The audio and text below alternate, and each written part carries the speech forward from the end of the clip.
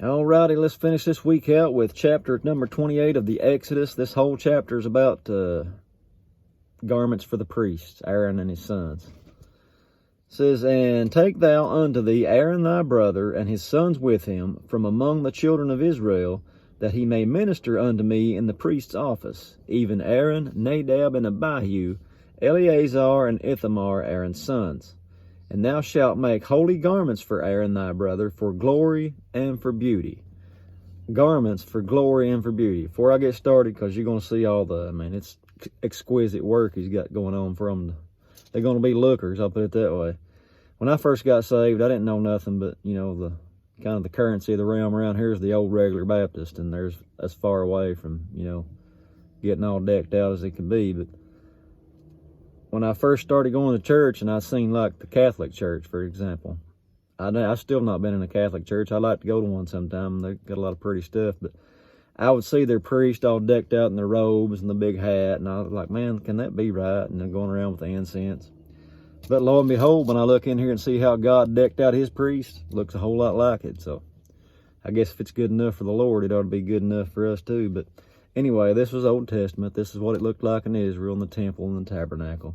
He got them dressed up real good. So let's see about it. And he says, "Speak unto all the wise-hearted, whom I have filled with the spirit of wisdom." God filled them with the spirit of wisdom to do all this stuff that needs to be done. Before I go on, I can't help but say this. I study the history of the church a lot. And one of the big moves in the early 1900s was the Pentecost movement, Azusa Street and all that. And I seen a story about this group that got together, and they had an organ or a piano or something there, and they needed something to worship with, but nobody knew how to play. So they got together and just prayed and laid hands on somebody, and lo and behold, next thing you know, they're playing all over the place. You believe that kind of stuff? I do, because God can do it. Anyway, let's move on. He says, "That they may make Aaron's garments to consecrate him, that he may minister unto me in the priest's office. And these are the garments which they shall make: a breastplate, an ephod." Ephod's kind of like some kind of shoulder pieces, I think.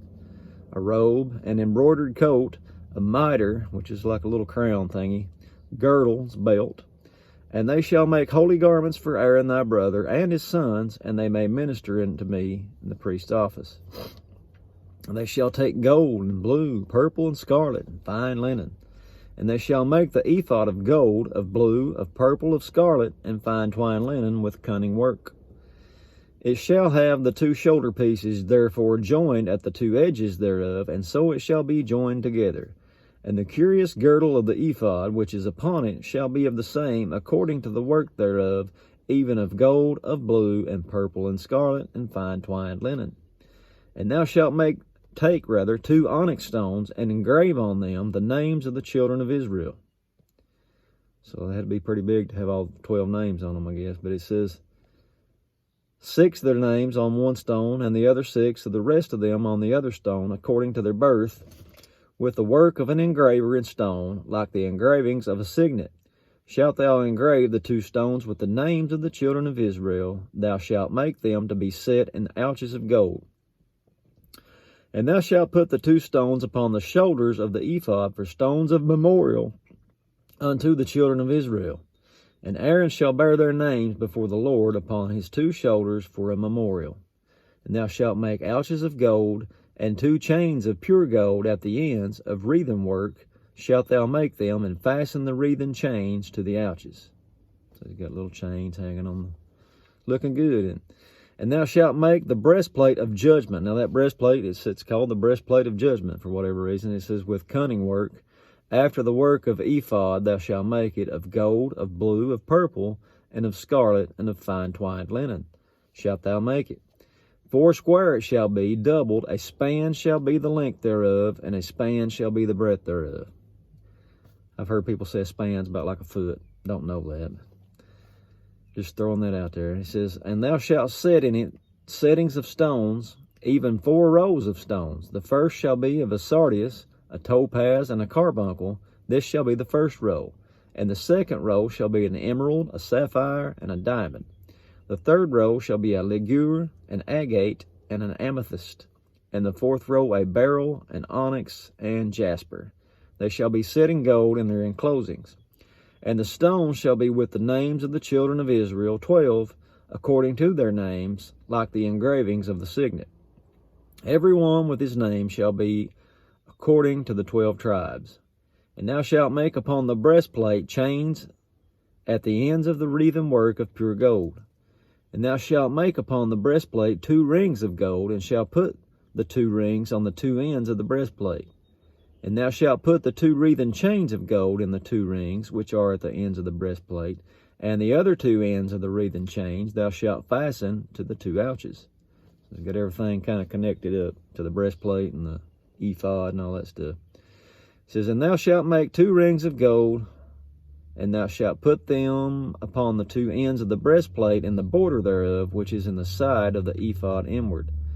And 2 other rings of gold thou shalt make, and shalt put them on the 2 sides of the ephod underneath, toward the forepart thereof, over against the other coupling thereof, above the curious girdle of the ephod. And they shall bind the breastplate by the rings thereof unto the rings of the ephod with a lace of blue, that it might be above the curious girdle of the ephod, and that the breastplate be not loosed from the ephod. And Aaron shall bear the names of the children of Israel in the breastplate of judgment upon his heart when he goes into the holy place for a memorial before the Lord continually. So that's the whole point of that. He's got the names on there, and he bears it every time he goes into that holy place. He's bringing in the 12 tribes with him. It says, and thou shalt put in the breastplate of judgment the Urim and the Thummim. Really no idea what that is, but this study Bible talks about, you ever heard of, in the Bible, a lot of times they cast lots to decide something? Well, that's kind of the idea this study Bible gives me. The Urim and the Thummim go in there, and any hard matter, you remember Moses had to judge between the people all the time? Well, now it's going to be Aaron. He's going to be the high priest, and his sons are going to be under him. And this thing kind of says they use this Urim and Thummim kind of cast lots, and if one comes up, it's one answer. If the other one comes up, it's another answer. Actually, that's the first I've ever seen about that, so might be something good to look up and study. But it says, he says, they shall be upon Aaron's heart when he goes in before the Lord, and Aaron shall bear the judgment of the children of Israel upon his heart before the Lord continually. And thou shalt make the robe of the ephod all of blue, and there shall be a hole in the top of it, in the midst thereof, I guess for sticking his head up through. Said it shall have a binding of woven work round about the whole of it, as it were the hole of a habergeon, that it be not rent. I see stuff about them guys renting their clothes when they're tore up. This is for the high priest, so he shouldn't. He's making it where he can't rent it. It also makes me think about Jesus. Remember when they crucified him, it was actually prophesied that they would cast lots for his clothing, and they was parting them out. But his vesture that was woven with one piece, they didn't want to tear it up, so they said, let's not rend it, let's cast lots for it, because he's the great high priest, isn't he? Anyways, it says, and beneath upon the hem of it shall make a pomegranates of blue, purple, and scarlet round about the hem thereof, and bells of gold between them round about. So this is around the skirt, the hem of that robe. And he says, a golden bell and a pomegranate, a golden bell and a pomegranate upon the hem of the robe round about. And it shall be upon Aaron to minister, and his sound shall be heard when he goes into the holy place before the Lord, and when he comes out, that he dies not. I've heard this said before, and I can't really find it in the Bible, but I do know the high priest goes in to that holiest place of all one time a year on the Day of Atonement to make atonement for the sins of Israel. And I've always heard them say that these bells, you could hear him walking around with these bells, but before he would go in, they'd tie a rope to him somehow or other, because if you didn't do everything just right, that was it. And I guess if they didn't hear those bells ring anymore, they'd drag them back out. I don't know that you can find that in the Bible. I'm pretty sure you can't, but you can find these bells here that they can hear it what time he's ministering. And it says, and thou shalt make a plate of pure gold, engrave upon it, like the engravings of a signet, holiness to the Lord. And thou shalt put it on a blue lace, and that it may be upon the mitre, upon the forefront of the mitre it shall be. And it shall be upon Aaron's forehead, that Aaron may bear the iniquity of the holy things, which the children of Israel shall hallow in all their holy gifts, and it shall be always upon his forehead, that they may be accepted before the Lord. And thou shalt embroider the coat of fine linen, and thou shalt make the mitre of fine linen, and thou shalt make the girdle of needlework. And of Aaron's sons thou shalt make coats, and thou shalt make for them girdles, and bonnets shalt thou make for them, for glory and for beauty. He ain't forgetting his sons. They get outfits too, just not as highfalutin as Aaron's, I guess. It says, and thou shalt put them upon Aaron thy brother, and his sons with him, and shalt anoint them, and consecrate them, and sanctify them, that they may minister unto me in the priest's office. And thou shalt make them linen breeches to cover their nakedness. From the loins even to the thighs shall they reach.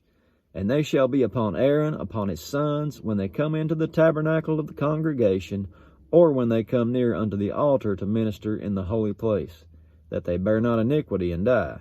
It shall be a statute forever unto him and his seed after him. And that, friends, is chapter 28. Hope you have a fine weekend.